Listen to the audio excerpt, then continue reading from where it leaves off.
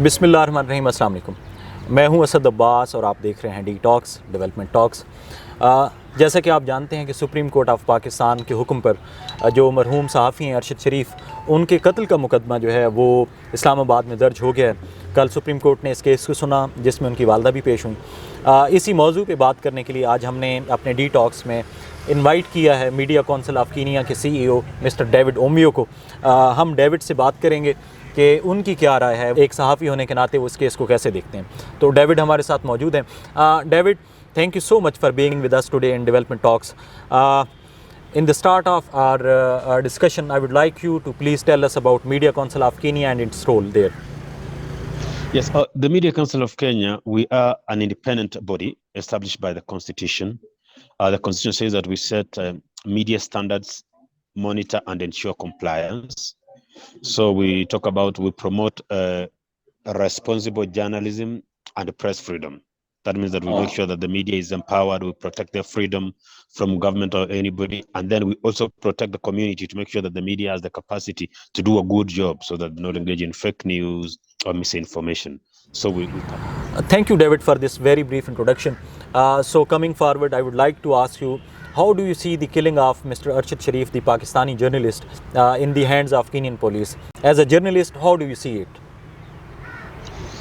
Well, I reserve a lot of comment because this looks like more of a police case. It's not. It may be his departure and running away from Pakistan may be press freedom related and freedom of expression related, but I think the action in Kenya about insecurities and criminal activities. So it is a two-way. From Pakistan, it's a press freedom matter. From this end, it is because if he was. When international journalists come to Kenya, they inform us, we give them permits to work and all that, then they operate within a press freedom purview. So in this case, I will give it entirely criminal, political, not press freedom related. It's of course very sad that it had to happen in Kenya, where we are protecting everybody, we are taking care of the journalists and all that. And so you find someone came and then he did not, there's something about, even if it's a journalist, he was not killed in the line of duty or because of his work. He was in a shooting range, then they were partying, then they were using guns. It's a very complex matter that we actually knew he was in Kenya when he was killed and all that. So it's extremely sad, but I think the circumstances around his death are so complex. But how do you see the changing statements by the Kenyan police? First they said it was the case of mistaken identity, then they said there was a cross-firing incident, and also some ambiguities in the postmortem report. So don't you think all these things raise questions on the investigation side? I mean, definitely they say that where there is smoke, there is fire. And I think mostly we will have most of these questions have to go back to Pakistan, really. My questions will be where he was, why he was shot and driven around for a very long time and all that. He was with a fellow Pakistani. We don't know who killed him, but at least he was with a fellow Pakistani. He was taken to another Pakistani's house and all that. So really, while there may be questions here on the Kenya police here and there, 90% of these issues have to be clarified by Pakistani authorities, either in that country or the Pakistani guys who are hosting him in this country. Because he was being driven by a Pakistani. After being shot, he was taken to a home of another Pakistani. And then he was living in a Pakistani's house and all that. So you say someone shot, yes. It's really complex. It's not a matter that you can really take up, I think. But he was killed by the Kenyan police. How do you see the role of Kenyan police and the government so far in this case? Yes, and you know, I would let mostly the police comment about that, because the police have issued a statement. There was a report about a stolen vehicle, then there was a refusal to stop, then there were some guns. He was in a bit of shoot. It's a very complex matter at that level, because there was a number plate of a stolen vehicle and all that. So I would say if you link that, it's mostly really a police matter. You stick to what the police have said. It is not, you cannot know much because then there was a law. But don't you think killing off an innocent person in the hands of police without investigation, it directly shows some loop and holes in the operations and working of Kenyan police and Kenyan security forces? Okay, the beauty is that Kenya has good, independent and reliable institutions across, so that anybody in public sector, anybody can do anything. But when like the Independent Police Oversight Authority or the judiciary, when they start doing their job, they do their job, and we've seen them give rulings against senior government officials, against the president, against ministers, and all that. So whatever happened, we do not know. It's up to investigation. But when the independent oversight bodies in Kenya start their job, they are able to work independently. And it's known across the world that Kenya has one of the best independent institutions where they stand up to government senior officials and bring them to account. And now that those relevant bodies have taken up the roles to investigate and bring those culprits to book, we have to it has taught in Kenya, we have learned to trust in the process. Yeah, it's not very. But David, please excuse me to ask. No actions have been taken so far, and I have this report of Reporters Without Borders. They have asked UN to probe into the matter.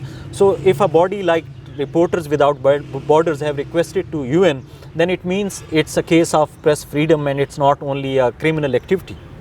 Okay, principally, number one, I will tell you the truth is that I will not attach this matter to press freedom in Kenya. Number one, because the media in Kenya, even this week, have carried stories when the Pakistani have an opposing statement from the Kenya police. The media has put it on page 1. So it will be a problem if the Kenyan media was stopped from running a story of the Pakistani or the Reporters Without Borders. So the Kenyan media have highlighted all sides of the story. Number two is that Reporters Without Borders and a few, but not all, a few international oversight organizations sometimes need to widen a little of their scope of work, so that you ask one person, ask another, and all that. So in this case, the measure of press freedom is the ability of the media to carry all sides of the story without interference, without a call from anyone, and without a threat.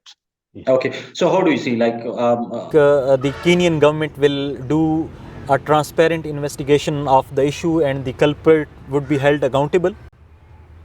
Absolutely. There will be a clear investigation and culprits will be held.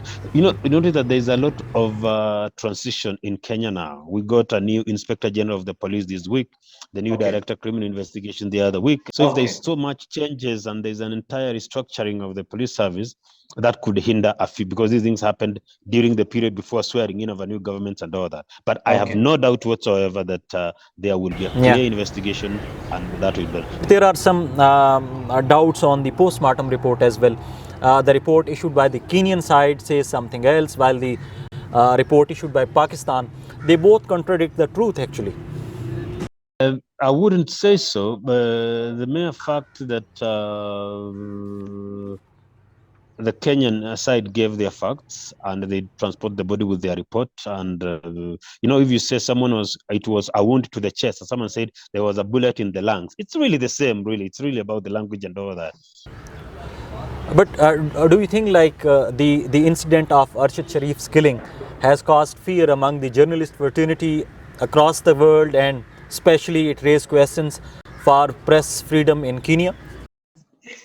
In a way, yes, but let me give you another example. Suppose someone runs away from, say, Pakistan or Iran for religious persecution, and they come and hide in Kenya, and then they die because of a criminal activity. You will not say that the freedom of religion is under threat in Kenya. It was under threat in their country they were from, and then here. Because really, the truth is that even piecing together the real circumstances of how this journalist was killed has been very tricky. Okay, so as we are heading towards the end of our discussion, do you have any message for the family of Mr. Arshad Sharif here in Pakistan?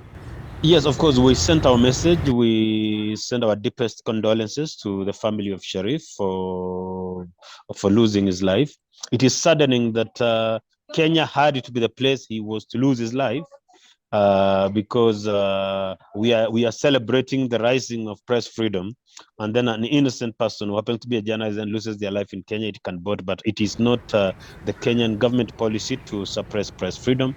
And condolences to his family, and we hope that the killers will be brought to book and the justice will forever reign, and journalists will be allowed to do their work freely from anywhere in the world. Thank you, David, for giving us this opportunity. It was a pleasure to have you in Detox. We will invite you in another episode with a follow-up on the same matter. Till then, take care. Thank you very much.